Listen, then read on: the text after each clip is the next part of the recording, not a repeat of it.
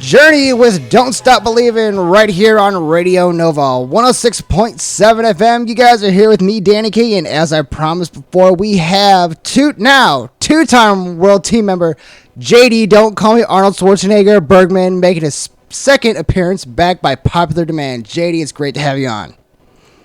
Hello there. It's very good to see you. Very good to hear you over the phone. Strong. You sound very strong. Okay, sounds like your veins are popping out and your muscles are flexed. It's very good.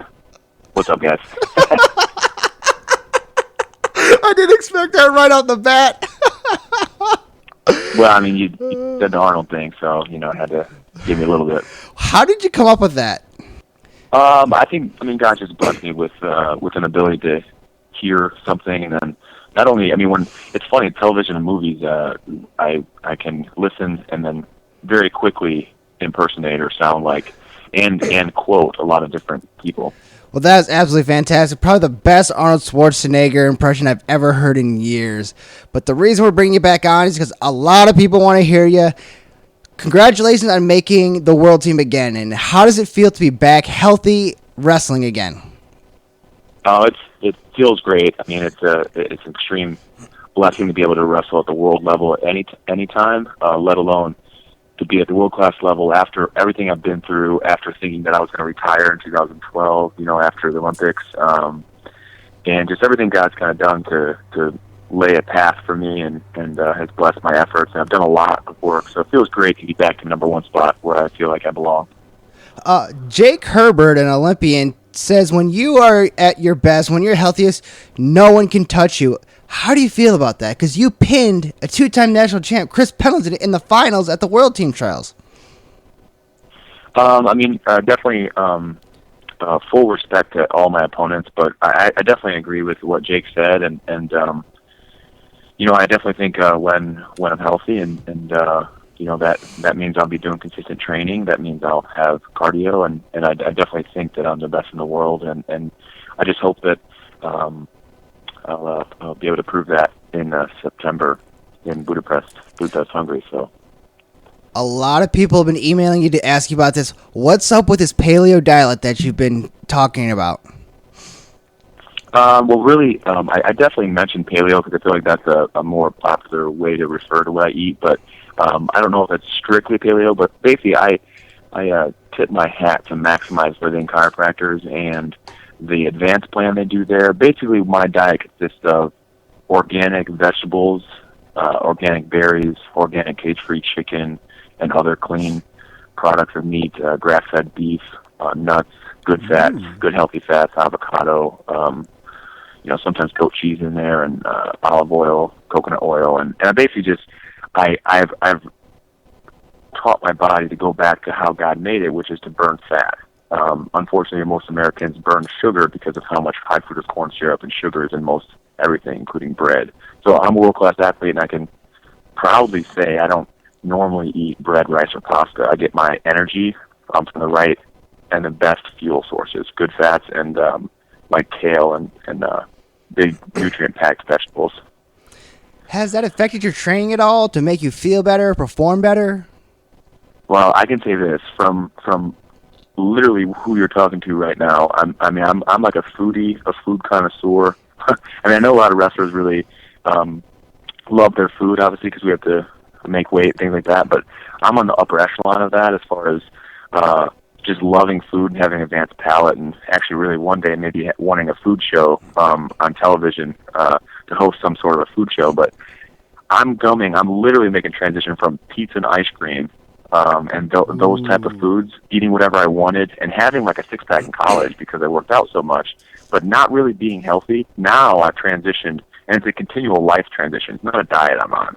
I'm trying to just make healthier lifestyle choices, and now getting all my energy from leafy greens and vegetables. And again, it takes discipline for sure, but people have no idea how well they'll be living and how much better they'll feel. I literally, this is from right from the horse's mouth here. I feel way better. I recover faster. My joints feel better. I have more energy. I don't have to take naps.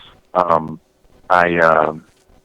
joint, literally, when you take sugar out of your diet, sugar is the beginning of inflammation. Inflammation is the beginning of all pain and illness. So I take bread, rice, and pasta out. I don't eat any sugars or crap. Then my knees and my shoulders and my back feels better. So it's that's just the tip of the iceberg too. I mean, literally, it's helped me in so many ways. So yeah, definitely.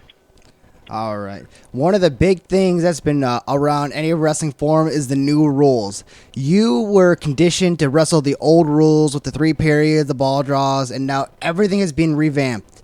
How do you feel about the new rules? Well, first I'd like to say this. I mean, people definitely talk about the rules a lot. Like, oh, if the rules were this way, maybe this guy would have won, or maybe this or that. And it doesn't really matter. I mean, when you're at this level, you change the rules. You can change them however you want, and they're still equal for everyone. So, but I'd say that first and foremost. People should start talking about all like what about this? What about that? No. The rules are what they are. Whatever they are, that's what we'll always do, and we'll adjust accordingly, and that's totally fine. But as far as taking a positive note, holy smokes, these rules are way better for our sport. Cumulative score. And it really rewards the better wrestler and the offensive guy. And you have 6 minutes. Even if you make a mistake, you have 6 minutes. The points don't start over after the period. Conditioning will come into play. But really, I think overall, for the whole world, this is going to make it so that the better wrestler wins more often. And that's the way it should be. The old rules with the clinches and people standing around and playing all this strategy and all these cat and mouse games, that favors the foreigners, I think, and also it kind of gives the guy that's maybe not quite as good a chance to win easier. You know, they can steal a period or get a clinch or that type of thing. The luck factor. Now the way the rules are, it's gonna really favor the better wrestler, and that's the way it should be, and that's gonna be better and more entertaining for the fans. As a personal opinion from you, do you believe this could help U.S. athletes coming out of the collegiate being conditioned for 7 minutes, jumping into the international scene?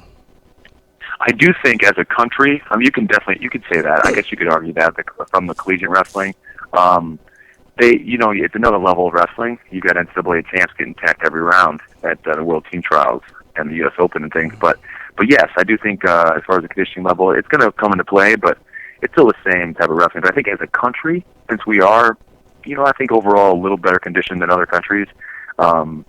At least that's one of our big focuses. I think it will help USA, Americans, more than maybe some other countries. One of your teammates, Reese Humphrey, who's also on the world team at 60 kilograms, was talking about how the youth is being punished in wrestling for having the games drop in 2020 and howling their shattering dreams. What's your personal opinion on that?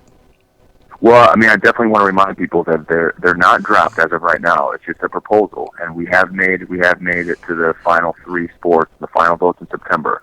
But yeah, that proposal, if that went through, if that does go through, and wrestling's taken out of the Olympics in 2020, that is a travesty. And I mean, really, it will affect millions. It'll affect millions, and it's very, very much unfair. Not only to the wrestlers and wrestling families, but it's unfair really to cultures and society because. I mean, literally wrestling. I don't know another sport that's has more humility and character building assets in it. I mean, it's a very much a humbling sport, and the best wrestler is still going to get beat by a better wrestler. I mean, it's crazy. So the life lessons that athletes can learn is really more important than the wrestling accolades they can gain. So. And really, I mean, if you look at it that way, it really makes our world a little bit better of a place. Not to overemphasize wrestling that much, but I mean, it really is a great sport. I mean, on so many levels. What can people do right now, and since we are currently in stage 2, to help make that final push to ensure we get that final vote in September? Well, it seems like the people helping has slowed down a little bit, so I definitely want to encourage anyone listening to just spread the word and to continue to let your voice be heard. Follow peopleolympic.wrestling.com and the different sites that are out there, and just stay plugged in, stay informed, and just see what comes up. Next week there may be something that you can do right now, offhand. Like I said last time, I would just say stay plugged in to being informed every week, every day if you can. And keep checking the mat.com and keep olympicwrestling.com, and there's also some Facebook pages in there too, and the Twitter handle. But yeah, I'd just say stay informed. Just do your job. All it is checking. That's all you have to do. Just try to spend a couple minutes a day. Just check up on it because it's a very important decision for the livelihood of wrestling. One thing that has been, I guess, a common thing that people have been telling me or asking me or sending me emails or tweeting to me, I'm just only one person. Am I really going to be that much of a factor in this final vote? Well, that goes with anything. I mean, that's a rationalization and a little bit of an excuse and a cop-out, not to call anyone out. But and I've been there. I probably thought along those lines with certain things. But just push yourself, because a lot of people doing that becomes, hundreds, thousands, millions, that type of thing. So I don't know that we'll have millions speaking out, but let's try to err on that side. So yeah, definitely just take a little effort. Just put a little effort forth. That's only a couple minutes a day. A couple clicks of the mouse. One of your teammates and a fellow wrestler, Matt Valeni, brought up an interesting point that I didn't think about. Female wrestling is going to, he believes it is going to help be that final push because, the Olympic Committee looks for gender equality, opportunities. And some of these women, in my opinion, are kind of getting gypped because they only have 4 weight classes in the Olympics, while men have freestyle and Greco and 7 weight classes. Do you really believe that women can help? I definitely think that women's wrestling is going to help, and the whole gender equality and that type of thing. And yeah, I think that women wrestling is gaining more and more fans, and they're becoming better as a sport too. There's some at the top level, and there's some very good female wrestlers in the world. So it's good to see the sport evolving. So I definitely think that it's going to help, and it draws fans.